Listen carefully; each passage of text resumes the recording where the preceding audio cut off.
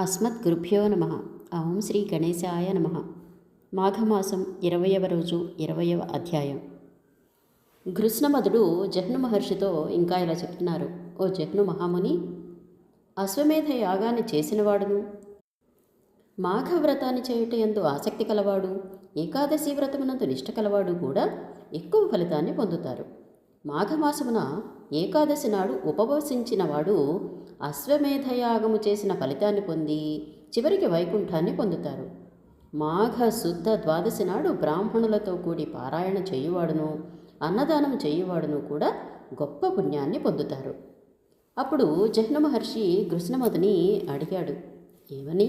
ఓ మునీశ్వరా, అనేకములైన దినములుండగా ఈ ఒక్క మాఘశుద్ధ ఏకాదశి మాత్రము ఎందుకింత ఫలితాన్ని ఇస్తోంది? అసలు ఈ వ్రతాన్ని ఇంతకుముందు ఎవరు చేశారు? ఎందుకు ఇంత గొప్ప ఫలితం కలుగుతోంది? ఈ విషయాలన్నీ నాకు సంపూర్ణంగా తెలియచేయండి అని చెప్పి అడగగా కృష్ణమదుడు జహ్ను మహర్షితో ఇలా అంటున్నారు. ఓ జహ్ను, వినండి.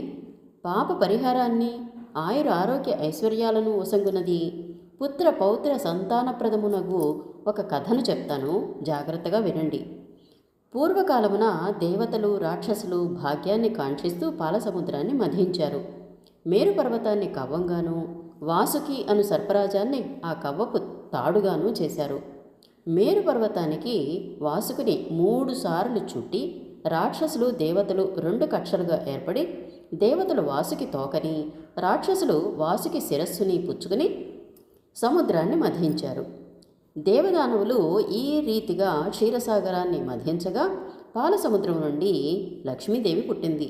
ఆ లక్ష్మీదేవియే విష్ణుమూర్తి భార్య అయ్యింది. అటు పిమ్మట ఉచ్చేశ్రవము అనే ఒక గుర్రము, కామధేనువు, కల్పవృక్షము, అమృత కలశము, ఇలా బోలెడు పుట్టినాయి. విష్ణుమూర్తి ఆ క్షీరసాగర జనితమైన పదార్థాలన్నీ దేవేంద్రునికి ఇచ్చేశాడు.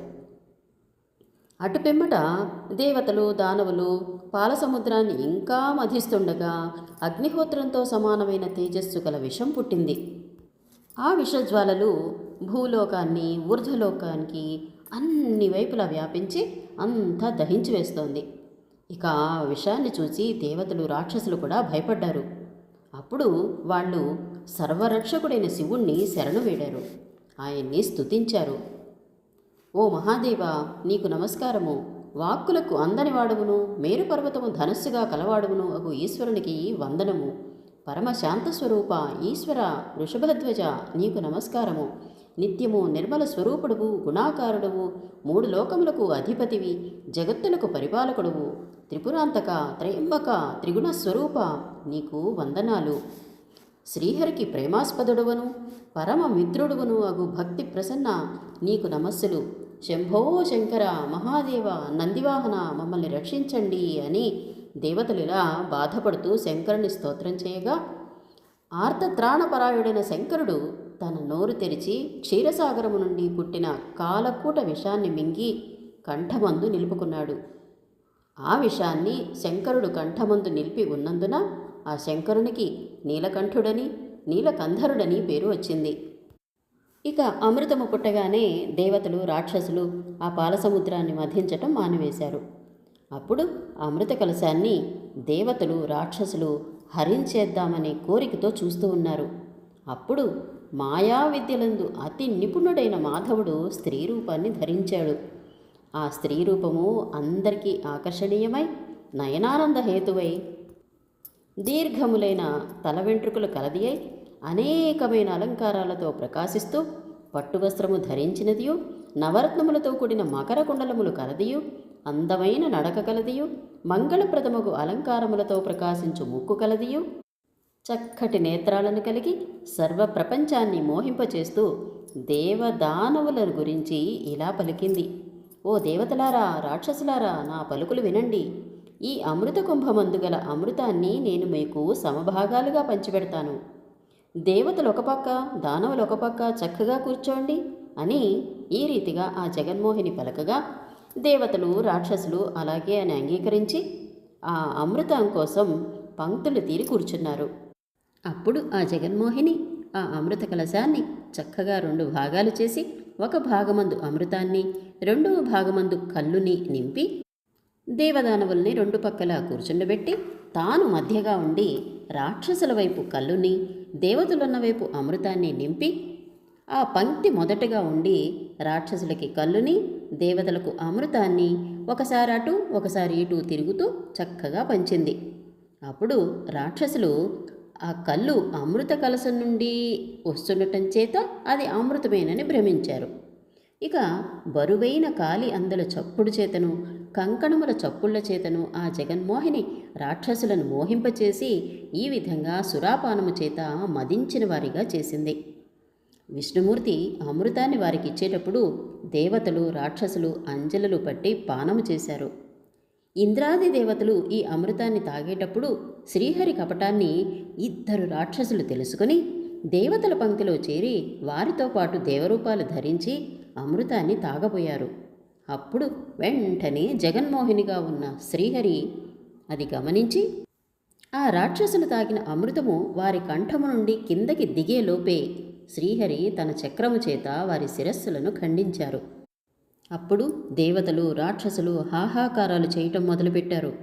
రాక్షసులేమో తమకు అమృతం లేకపోయిందని, దేవతలేమో ఇద్దరు రాక్షసులు తమతో చేరి అమృతాన్ని తాగారని హాహాకారాలు చేశారు.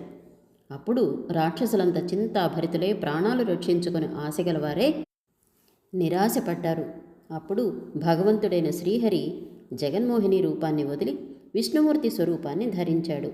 అటు పిమ్మట విష్ణు చక్రంచే శిరస్సు ఖండింపబడిన ఇద్దరు రాక్షసులు కూడా విష్ణుదేవునితో ఇట్లా అన్నారు: ఓ కేశవ, మాకు చావును బతుకును కూడా లేకుండా చేశావే, మా గతి ఏమిటి, మాకు ఆహారం ఏమిటి, మేమేం చెయ్యాలి అని అడిగారు. అప్పుడు భగవంతుడిలా చెప్పాడు: మీకు వంతుల ప్రకారం మాయాకాలములందు పర్వతములయందు పూర్ణిమ అమావాస్య ప్రతిపత్తుల సంధులయందును సూర్యుని చంద్రుని ఆహారంగా భక్షిస్తూ జీవించగలరని చెప్పగా రాక్షసులిద్దరూ ఆకాశమండలాన్ని చేరుకున్నారు. అటు పిమ్మట బ్రహ్మ, విష్ణువు, ఈశ్వరుడు, ఇంద్రుడు మొదలగు వారు అమృత కలశాన్ని పుచ్చుకొని తమ తమ నివాసాలకు వెళ్ళారు. కృష్ణముదుడు ఇంకా ఎలా చెప్తున్నారు: ఓ జహ్ను మహర్షి, ఇంకా వినండి. ఆ పాలసముద్రమందు అమృత కలశం ఉంచిన స్థలమందు విధివశాన కొన్ని అమృత బిందువులు భూమి మీద పడ్డాయి. ఆ స్థలమందు 2 వృక్షాలు పెరిగాయి. వాటిలో ఒకటి పారిజాతము, రెండవది తులసి వృక్షము. ఇలా ఉండగా కొంతకాలానికి సత్యజిత్తు అన్నతడు ఆ 2 వృక్షాలకి నీటిని పోస్తూ ఉండేవాడు. ఆ స్థలమందు చక్కగా పువ్వుల తోటని నిర్మాణం చేసేశాడు. అదృష్టవశాత్తు ఆ సత్యజిత్తు ఆ పరిసర గ్రామంలోనే ఉండటం చేత వాటిని చక్కగా పెంచి మంచిగా ఆవరణం కలిగించి చక్కగా రక్షిస్తూ ఉన్నాడు. ఇక ఆ పువ్వుల తోటలో నీటిని పోసి చక్కగా పెంచి ప్రతిదినము ఆ పువ్వుల వలన జీవనం చేస్తూ ఉండేవాడు. తులసి వృక్షము కోమల పల్లవములతో మనస్సుకి ఆనందం కలిగిస్తూ ఉండేది. పారిజాత వృక్షం కూడా చక్కగా పుష్పాలు పూసి కళ్ళకి ఎంతో ఆనందాన్ని ఇస్తూ ఉండేది. ఇక పారిజాత పుష్పం అందరికీ ఆనందదాయకమే కదా. ఆ పుష్పమందలి కేసరాలు వివిధ రత్నాలు పొదిగినట్లు చక్కగా ప్రకాశిస్తూ ఉన్నాయి. ఇక ఆ పువ్వులైతే మంచి గంధ పరిమళం కలిగి సుఖాన్ని ఇస్తూ మంచిగా సువాసన కలిగి ప్రకాశిస్తూ ఉన్నాయి.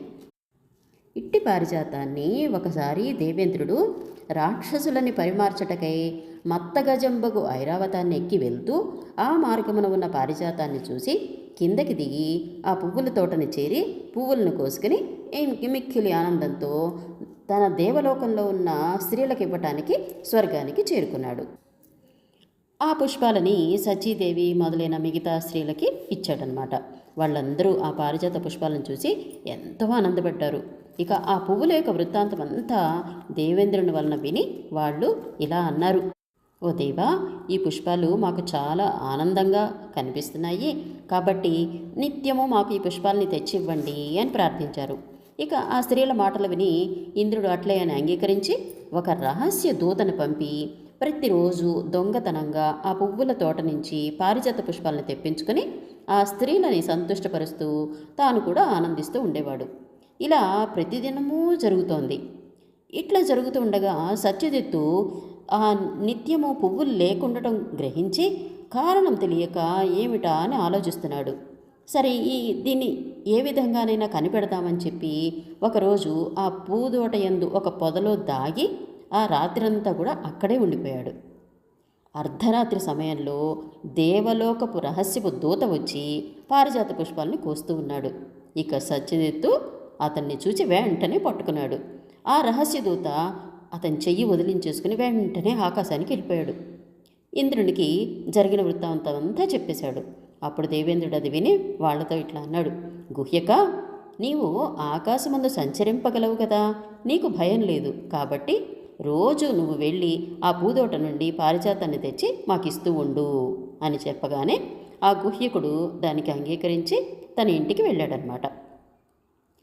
కానీ సత్యజిత్తు మిక్కిలి విచారిస్తూ, అరే పుష్పములింక దొరకటం దుర్లభమని, ఆకాశగమనులకు అమరులు పుష్పాలని హరిస్తున్నారని, భూలోకంలో నివసించు తాను వాళ్ళని పట్టుకోలేమోనని, దానికి ఎలాగైనా వాళ్ళని పట్టుకోవాలని ఒక ఉపాయాన్ని ఆలోచిస్తూ ఉన్నాడనమాట. ఆలోచిస్తూ ఏం చేశాడు, విష్ణుమూర్తి యొక్క పూజా నిర్మాల్యాన్ని ఆ పుష్పవాటికకి బయట ఆ పారిజాత శాఖల యందు చల్లితే ఈ పని ఇంకా ఇలా జరగదు అని నిశ్చయించుకుని అట్లాగే చేశాడనమాట.